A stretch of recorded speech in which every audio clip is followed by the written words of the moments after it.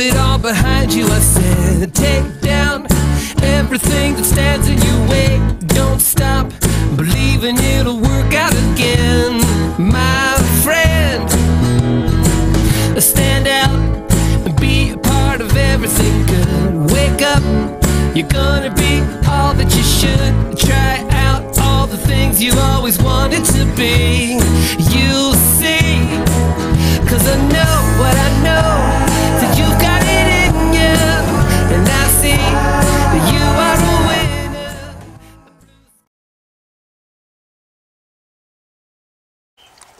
Hello.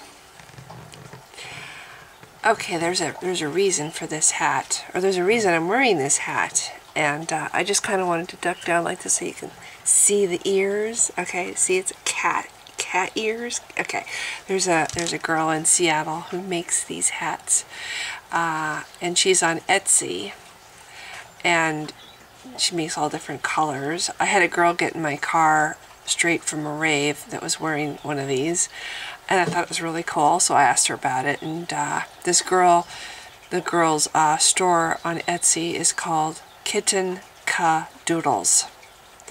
So it's Kittenk, Kitten Ka, Ka, and then Doodles, Doodles, Doodles. Okay, and I don't know, I just thought they were really funny. They're just cute little designs, you know. I just kind of like going along. Okay, now the reason I'm wearing the hat is I wanted to tell a little bit about my evening last night driving for Uber. I don't usually wear the hats. I keep them on the dash of my car. I have to be in a really weird mood to put them on. I have two of them. I have this one that I'm wearing, and then this little gray hat, see? Yeah. So, I got a carload of kids in my car, and the girl in the back seat was having her 27th birthday, and this was a really fun carload of younger people. I had a guy in the front, and they were playing rap with through my aux cable and his phone. They were playing rap, and I was just, you know, getting into the music, and they were playing some other kind of music that I really enjoyed, and it was just a really fun ride. They were taking pictures in the back seat of, and the guy sitting next to me put this hat on. I put this hat on because I got all caught up in the fun that we were having driving these people, these kids, basically. And so I put this hat on, and then the guy next to me sees this on the dash, so he puts this hat on. Actually, it looks really good on him, too. And so, you know, you have these two cat-headed people, people with ears in the front seat, bebopping to the music, and the back seat were filled with these. I think there was one guy and then two very pretty young women. And I looked in the rearview mirror at one point, and all I saw were these lights from their cameras. They were either filming me and this guy getting, you know, down into the music as much as I could while I'm driving, or taking pictures. But anyway, and he took lots of pictures of me and him with the hats on, and it was just a really fun time. It was really, really fun, and they enjoyed my my company so much that after the evening was over, they called me and had me come and take them back. So anyway, I'm gonna swap out hats here so you can see the other one. So, see, this is the gray one. Yeah, I like the gray one better, actually. So, okay, so that was the first part of my evening. It was a really interesting evening. It was also the last part. I think it was almost my last ride. I gave one more ride after that. But contrasting that to another ride that I gave last night, I pulled up next to these two very slender, beautiful women. Long blonde hair, perfect features. You know, their faces were beautiful, their bodies were beautiful, everything about them was beautiful. And I couldn't see the one directly behind me in the mirror, in the rear view, but the one that I could see while I was driving them was very beautiful. And I didn't pay too much attention to them because they were talking to each other and having a serious conversation. So I dropped the first girl off, and the second girl had a different destination, so I'm taking her to her destination. And after her friend is out of the car, she immediately starts just She's very sad. She's telling me she had a horrible night. She's telling me all about her personal problems. And we ended up, when I dropped her off, we ended up parked outside of her home. We probably talked for 45 minutes about, you know, just, she wanted advice. She just wanted somebody to listen. And I was really struck by a lot of different things talking to her. She had an abuse from a former relationship. She was in a current relationship where the guy was 4 years older than she was. She was 30. He was 4 years older. And he was seeing a girl who was 20. But he was also sending this other girl, this 30-year-old girl in my car who kept saying over and over, I love him so much. I just love him so much. She kept saying that over and over and over. What do? I just love him so much. But yeah, he's seeing this girl in her 20s. But he's sending this other girl flowers. And then it's like, apparently not making it hidden at all to her that he's seeing this other woman who's 20. Kind of like it's almost sounded like he keeps the older girl on the side. You know, he must have some kind of feelings toward her. Can't quite let her go, but at the same time, he's not pursuing her very, very aggressively because he's after this 20-something girl. So I'm listening to this, and I'm thinking about the relationships I've had. How, you know, I had a lot of verbal. It wasn't really so much verbal as mental abuse with my marriage. And then the sociopath who lived with me and took advantage of me, the fact that I was in love with him. I'm going to close the door so we don't have the dogs so loud barking at us. So yeah, I'm thinking about how, what I've read about people who are, about abused people. People have been abused. I've read about that subject. And the fact that people who have been abused and have been in abusive relationships tend to gravitate unconsciously toward other abusers. You think you're free from that. You get away from that relationship because you're tired of abuse. You get out of that. And then you're subconsciously drawn to what is familiar to you because that's what humans are. I mean, we want what is familiar is a comforting thing. You know, it's not the unknown. It's familiar.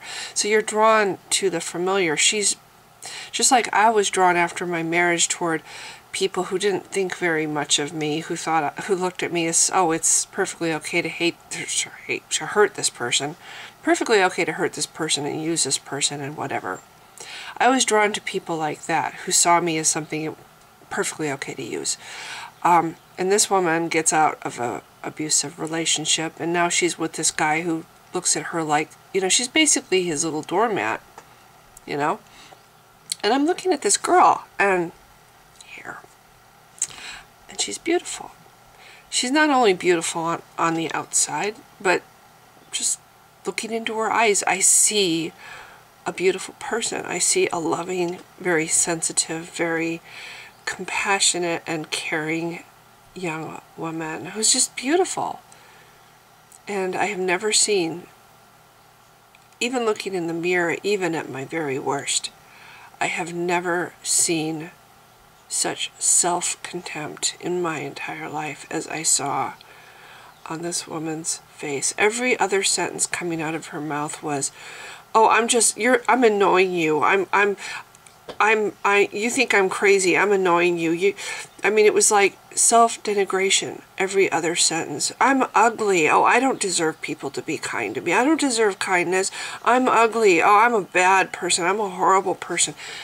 Almost every other sentence coming out of this girl's mouth was a self-put down. It was directed at herself. It was like taking a knife and stabbing herself over and over and over. And it made me really sad talking to her. She gave me her information because we really kind of connected. She has a lot of things similar about her life that I really struck a chord in me.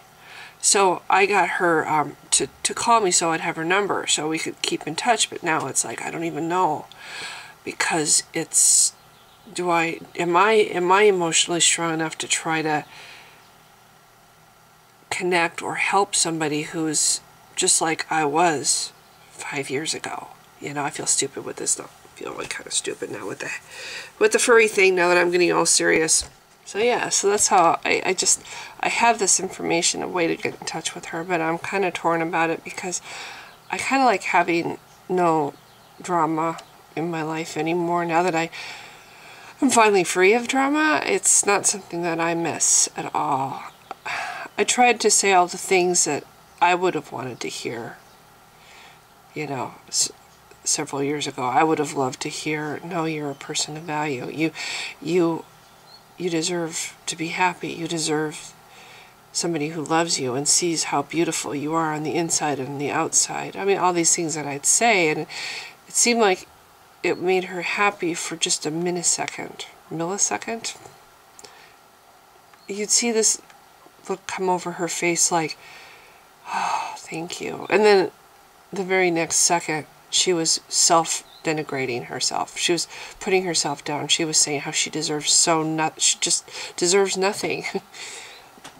And it just made me feel very sad for her. It made me feel really... She's 30 years old and she desperately wants to have a child. And she's so in love with this guy that's treating her like, whatever. You know, maybe I'll give you some attention today. Maybe not. You know, I'll see how the day goes. Maybe by the end of the day there might be a little bit of time I can toss you a bone. Give you a few crumbs from my table. Good dog. Good dog. And she's head over heels in love with this guy. And that's how he's treating her. Boy, do I recall what that feels like. And I'm just like... And I'm telling her, you're 30 years old. I didn't say this to her, but I was kind of like, well, if you want children, you're not going to be able to move on. You're not going to be able to move forward. You're wasting your time with this person. You're allowing this person to hurt you. You're basically engaging in self-abuse.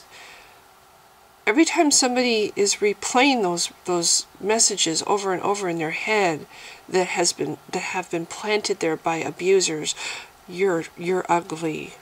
You're not worth anything. You don't deserve to be treated nicely. You don't deserve any kindness or consideration or compassion. Every time you play that over and over in your head, you are basically self-abusing. You are taking... The abuser's not right there in the car with you, so you're going to do the abusing for him. You're going to continue letting him abuse you yourself by doing it to yourself. I told her that she needed to get angry. I told her she needed to stop repeating over and over and over and over and over how deeply she was in love with this man. I told her that she needed to, every time she caught herself thinking like that, she needed to remind herself of how this man treated her, how this man treats her, and get a little angry. And, you know, but saying these things, and it was just so obvious to me telling this woman this over and over, because, again, every time I tried to say anything reassuring or uplifting or encouraging to her, it's like dropping a pebble in the water and you see the ripples and then they're gone and the water's flat again. It's like it doesn't leave any lasting impression on the surface, you know? And after a while you get tired of saying these things over and over. No, you're a good person. You're a person of value. You matter. Your happiness matters. You're beautiful. You know, I mean... And she was. That's the thing. It's like I look at myself in the mirror and I wish I was beautiful. I mean, like she was beautiful. She was beautiful in the superficial way and the inside. And on the inside both. You know, there's a lot of really beautiful women out there that are just ugly inside. Because they don't ever... They're so dependent on their outside beauty to help them through their day. But then there's beautiful people that are beautiful all the way. I mean, they're just beautiful inside and outside. And And that's what I got from this girl. That she was just a very sensitive, beautiful, caring young woman. And it broke my heart. It just broke my heart to see her and talk to her and try to reassure her. And it kind of gave me a little glimpse of what it must have been like for my friends when I was there, swimming in that kind of depression and self-hate and attacking myself constantly and needing constant constant affirmation from everybody. Oh yes, you're a good person. Oh yes, people.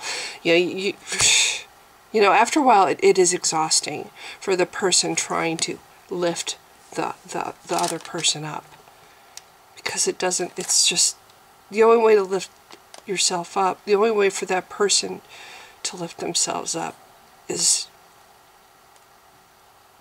to decide, to make the decision to get to the point where they're just so tired of it. They're so tired of being the victim. They're so tired of letting themselves accept that kind of treatment like it's all they deserve. That's the best they can get. They don't deserve anything better. You have to get to the point where you're just sick of it. It's like, fuck the world for treating me this way. Fuck society. Fuck the magazines that tell people that, this kind of people are the only ones with value. Not these people over here. Just these people over here have value. And you have to jump through these hoops to have value. And you have to have so many people. And you have to have the right people like you. And all these things, these rules and whatever that decide.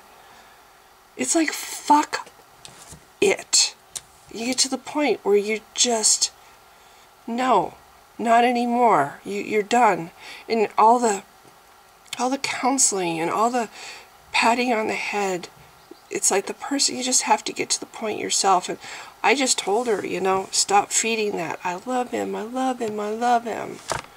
But it's like, I know it didn't, it's just words. It's the ripple on the surface of the pool. So I felt like I didn't really do anything for her. I felt like we sat for 45 minutes and I tried to, be a good listener and give her, the things that I have learned. Like the little pat answers like, you can't control other people. You can only control yourself. All these things that I have discovered along the way, I try to impart my wisdom to her. And I feel like I did nothing at all. It did nothing at all. So then after I dropped her off, that's when I got a call from one of these kids that I had taken earlier. I went back to Seattle to get them, to take them home. And it was another happy, happy ride. And everything was, we had the ears on and we were, and I was thinking as I was driving them home, this is what it's about. This is, put aside all the shit and just listen to music. Enjoy the happy feelings. Be around people that make you happy. That's another thing I told her. I said, your sad face is going to drive people away. People don't gravitate towards sad people. People don't want to be around sad people. It's another thing I told her. But yeah, it's like we're driving in the car with, and we're all listening to music and having fun and da-da-da-da-da. And it's like, this is what it's about. This is what the world should be. This is what life should be. Yes, problems come and there's things that get you down, but you only have so many days in your life. And giving power to these things that get you down only perpetuates the bad. It's like, okay, well, that's really bad, but you know what? I have some other things to do today, like listen to music and feel good and walk my dog maybe, and maybe, there's just so much else. More constructive, more fun, more important. The bad stuff is always going to be there in some way, shape, or form. There will always be bad stuff that gets you down. Life is just not fair. And it reinforced to me how important it is to think, to have mastery over your thoughts. ultimately we can choose to be victims of what goes on in our heads, or we can try to, no, I'm not going to think that. I have it all the time still. I start missing my husband. And I catch myself feeling bad, and I'll think, he didn't even love you. He told you he didn't even love you. He told you he might never have loved you. He just married you because people expected it. You know, it hurts to hear myself say it or remind myself of these things. But reality check. The guy's an asshole. He didn't even love you.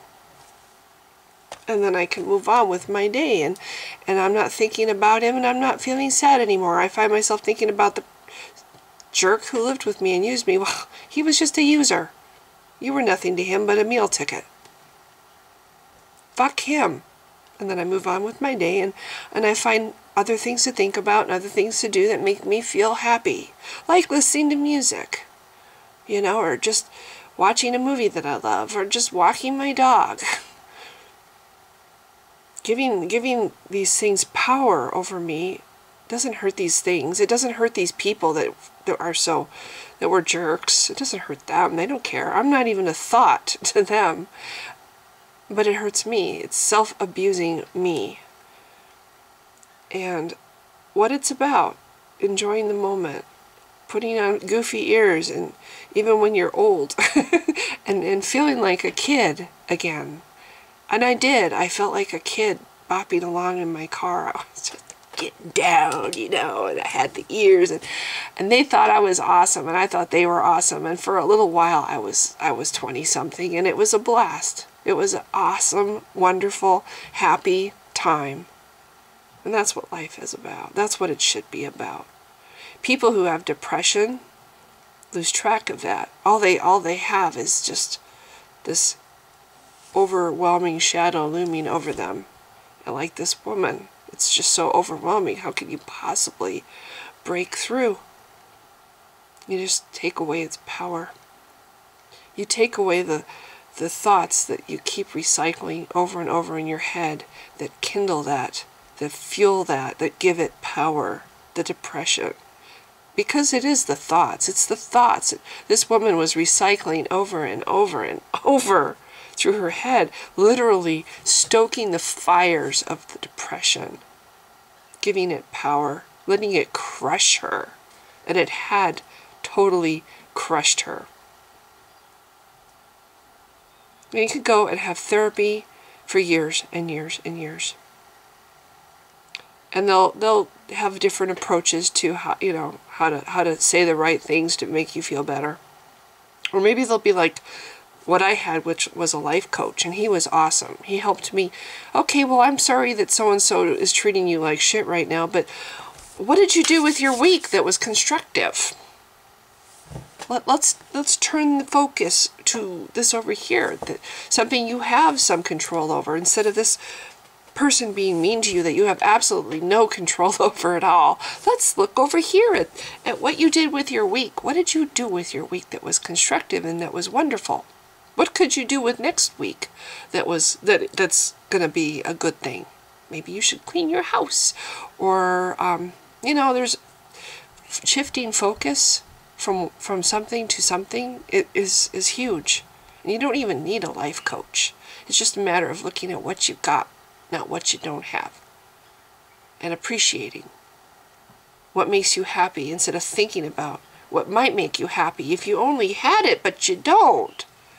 Look at what you do have that makes you happy. Enjoy what you have. Savor what you have. Make for yourself the things that make you happy. And just stop trying to put the power into other people's hands. I can't be happy until so-and-so does this and this and this. I can't be happy unless so-and-so likes me. It's like,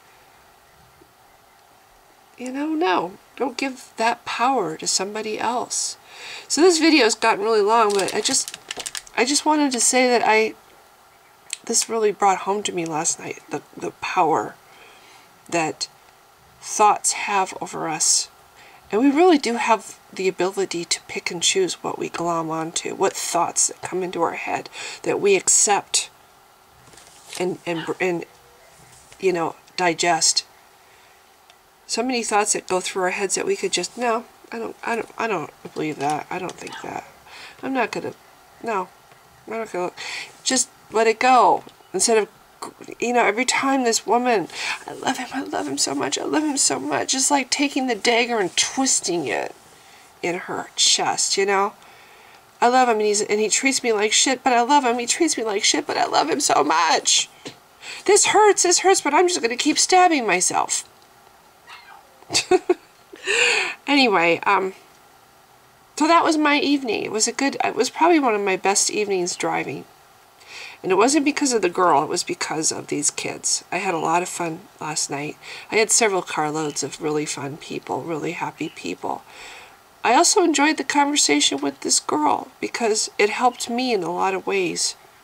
To see somebody who's beautiful and looks like from the outside that she's got everything going for her. She's got the body, she's got the face, she's got a great personality. And look at her.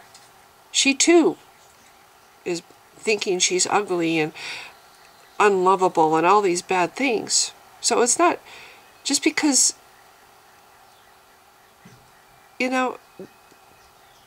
some people or a message is telling you that you're an ugly person or that you're worthless, doesn't mean it's true. Because even beautiful people get that message. Even beautiful people are brought down to the point where they feel like that about themselves.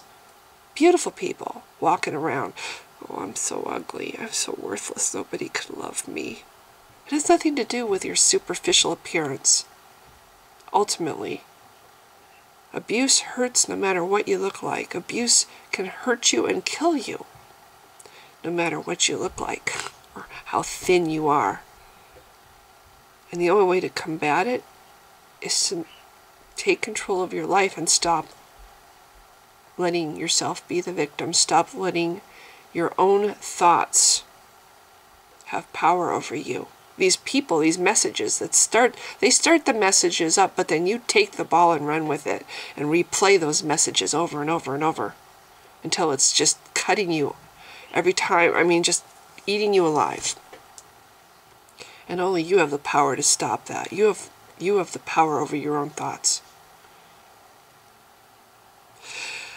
I could go on and on about this because I feel like but I think I've said everything I can say on the subject. I just wish that these kind of messages, that people could all feel good about themselves and walk around and be happy with how they are and who they are, and know that they were born good, that they're good people, and that it doesn't take somebody else liking them or somebody else, the right people liking them, for them to be wonderful and good and of value.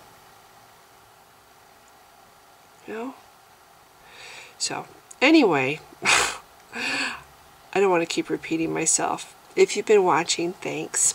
Bye. I am absolutely convinced that the main source of hatred in the world is religion. And I think it should be religion treated with ridicule and hatred and contempt. Share the same weather, winter or summer, May or September, the 4th of whenever, it's better together. Let's get